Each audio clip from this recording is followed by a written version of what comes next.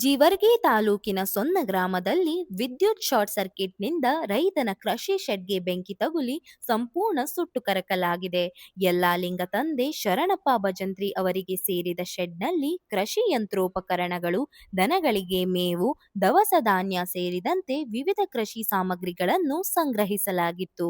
ಬೆಂಕಿಯಿಂದ ಶೆಡ್ ಹಾಗೂ ಅದರಲ್ಲಿದ್ದ ವಸ್ತುಗಳು ಸಂಪೂರ್ಣ ನಾಶವಾಗಿದ್ದು, ರೈತನಿಗೆ ಲಕ್ಷಾಂತರ ರೂಪಾಯಿ ನಷ್ಟ ಉಂಟಾಗಿದೆ. ಸುದ್ದಿ ತಿಳಿಯುತ್ತಿದ್ದಂತೆ ಜೀವರ್ಗಿ ಅಗ್ನಿಶಾಮಕ ದಳ ಸ್ಥಳಕ್ಕೆ ಆಗಮಿಸಿ ಹರಸಾಹಸ ಪಟ್ಟು ಬೆಂಕಿಯನ್ನು ನಿಯಂತ್ರಣಕ್ಕೆ ತಂದಿತು. ಸಂತ್ರಸ್ತ ರೈತ ಯಲ್ಲಾಲಿಂಗ ಭಜಂತ್ರಿ ಅವರು ಸರ್ಕಾರದ ಸಂಬಂಧಿತ ಅಧಿಕಾರಿಗಳು ಸ್ಥಳ ಪರಿಶೀಲನೆ ನಡೆಸಿ ಶೀಘ್ರ ಪರಿಹಾರ ಮಂಜೂರು ಮಾಡಬೇಕೆಂದು ಮನವಿ ಮಾಡಿದ್ದಾರೆ.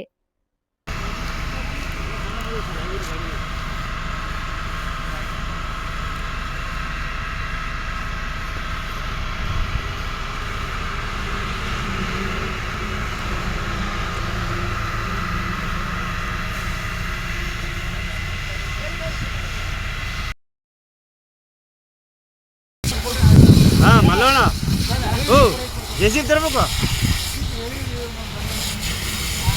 ಹೋಗ್ಬೇಕು ಎಮರ್ಜೆನ್ಸಿ ಭಾಳ ಹೇಳ್ಬೇಕು.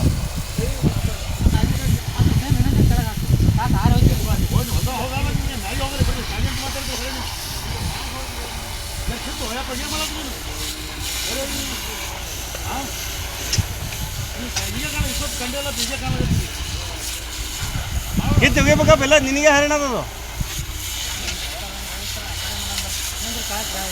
ಆಯ್ತು